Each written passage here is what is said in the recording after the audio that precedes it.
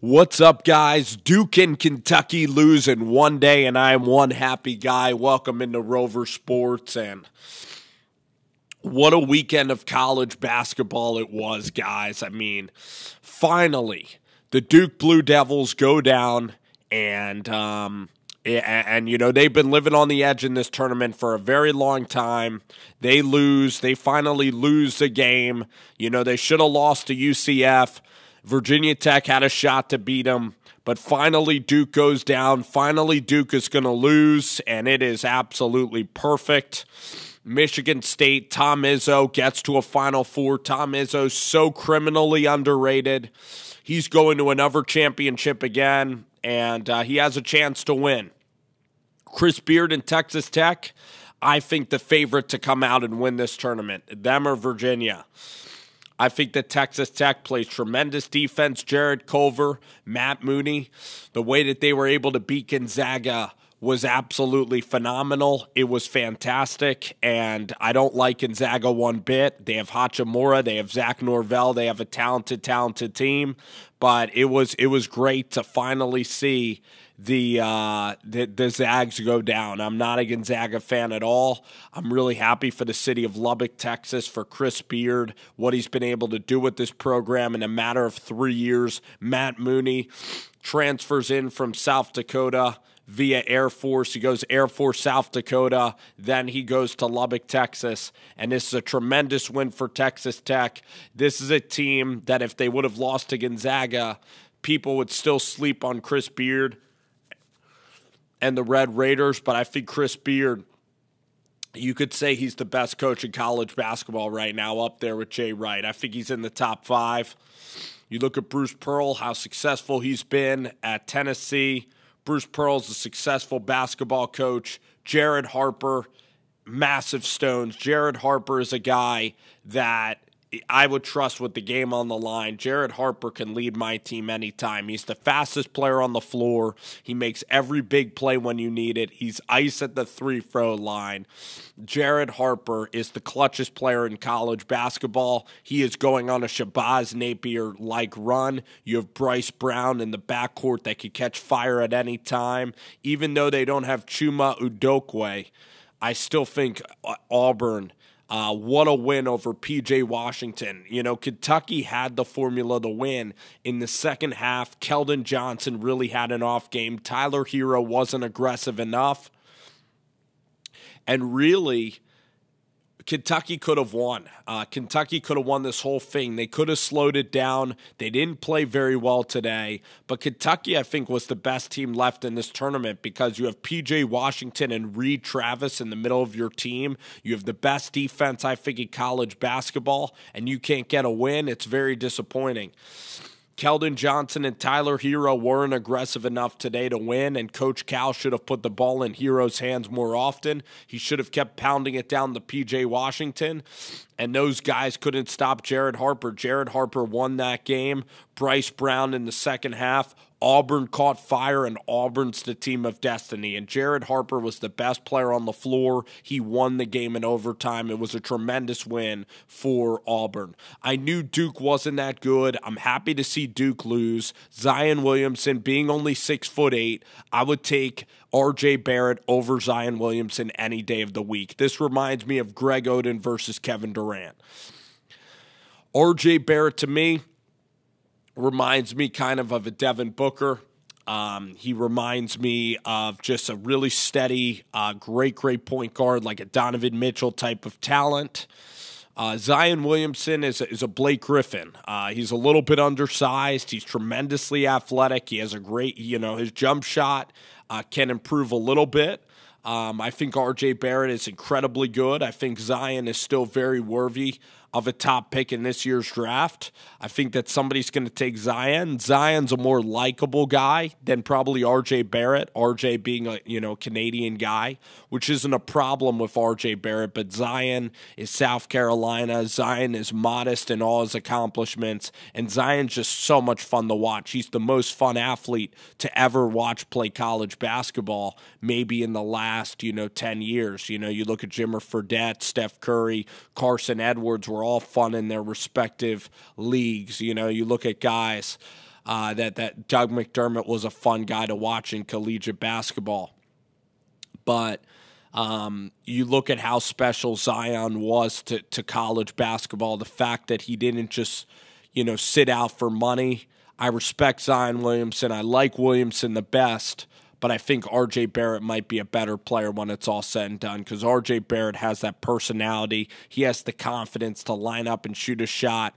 He is an alpha in every sense of the word, R.J. Barrett. One of the smartest kids that I've ever seen is R.J. Barrett play basketball, and he is just built for moments. He's built for the clutch, and he comes up with huge plays every time. He's a little bit like a Kobe Bryant sort of player. I think R.J. Barrett is a lock for going to be one of the best NBA players we've seen in a long time, and I think Zion is still going to be very, very good at the NBA level. He'll still be an athlete. He'll still be able to get to the rim. He'll still be able to block shots. He'll still be able to play on very, very good teams. So I'm just, seeing Duke lose, I'm happy to see them lose. I'm happy to see another winner other than Coach K, other than Calipari. We're either going to get Tom Izzo. We're either going to get Tony Bennett winning his first championship. We're either going to get Chris Beard going onto the scene really in like his third year at Texas Tech and winning a championship. Or we're going to see Bruce Pearl win at Auburn, a team that's a place that's never been to a Final Four. And that is incredibly special to see Bruce Pearl finally get to that mantle of success with Auburn and with the Tigers. And they have a special team. They were able to win the SEC.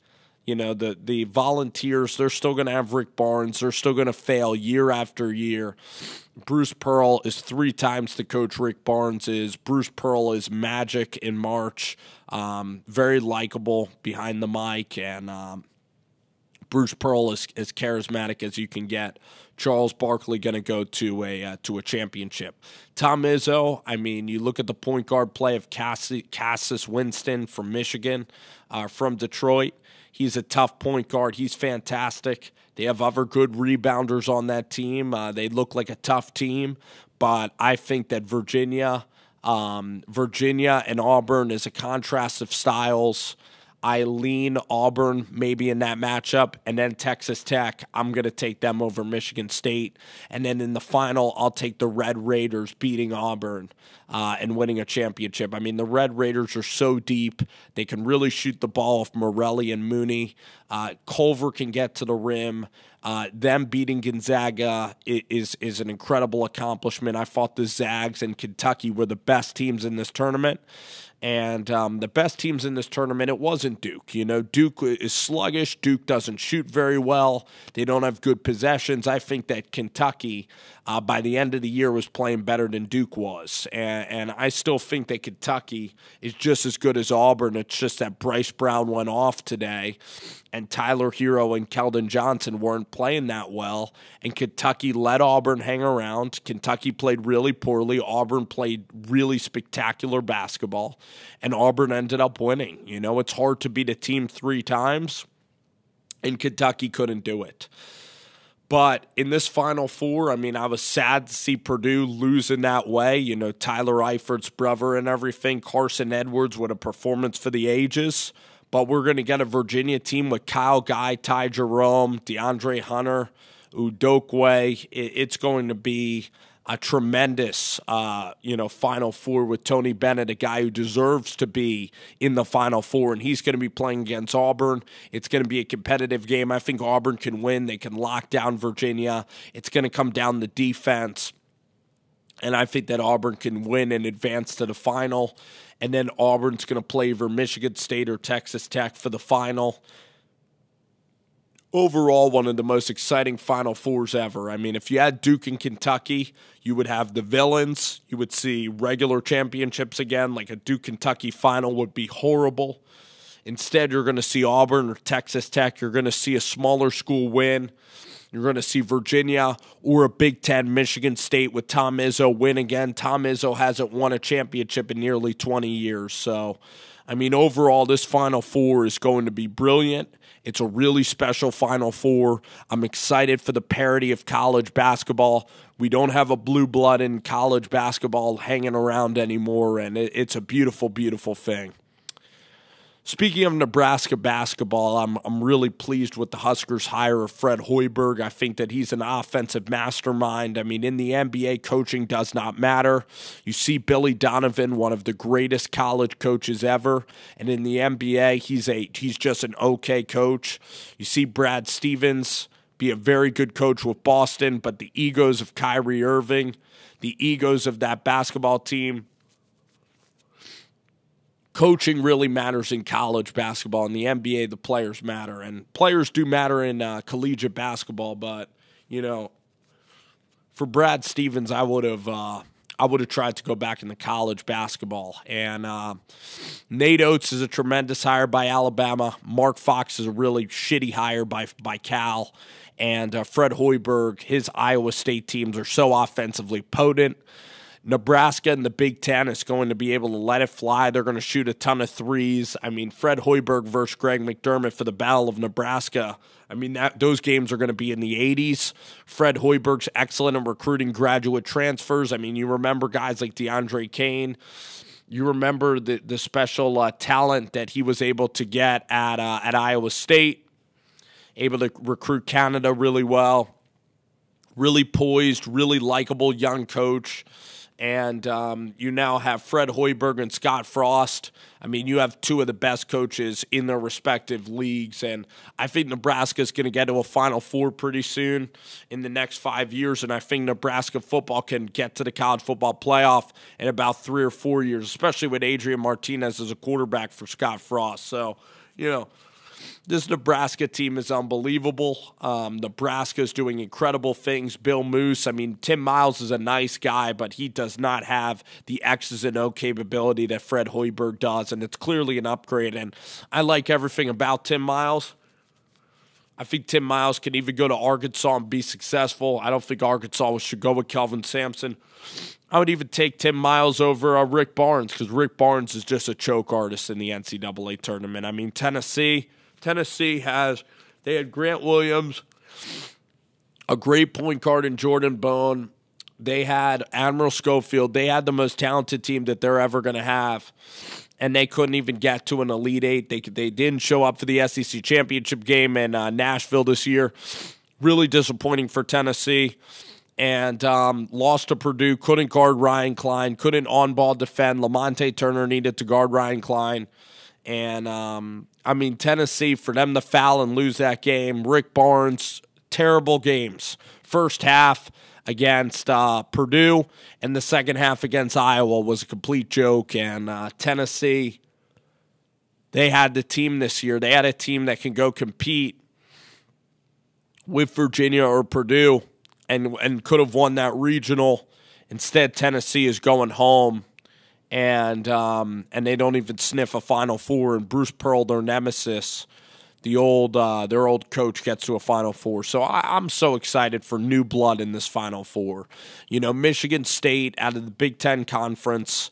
Tom Izzo gets back to a Final Four and beats Duke. You have the Auburn Tigers for the first time in school history get to a Final Four. You have Texas Tech, first Final Four in school history. And then Virginia, a team that was dead in the water. Tony Bennett revitalizes that program. He's class personified, Tony Bennett. Tremendous basketball coach. Such a great coach, better person. And the guard play of Virginia is just so solid. And that Auburn-Virginia game is a contrast of styles. Auburn's going to want to get up the floor. It's going to be a very, very similar game to Kentucky.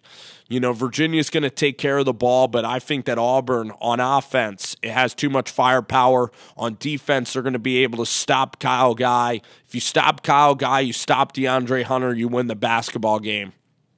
It's going to be a tight game. But I think that Auburn can beat Virginia. I really do. And then Texas Tech versus Michigan State. Texas Tech has better players. Jared Culver's going to take over the game. Michigan State's a pretty good team. Texas Tech is better. And then Texas Tech and Auburn. I believe Texas Tech is the best team left in the field. And Auburn's going to get to the national championship and lose and come in second place. But I believe that Chris Beard can end up winning the entire championship this year. I'm picking Texas Tech over Auburn in the Final Four, and Texas Tech is going to win, and it's going to be glorious for the city of Lubbock, Texas, for Chris Beard. He's going to go in the company with Coach K, Roy Williams. I think Chris Beard is the best modern young coach that there is in college basketball. I mean, he's right up there. I mean, I'd go Jay Wright number one. I mean, Roy Williams right up there. Bruce Pearl, what he's doing is absolutely terrific.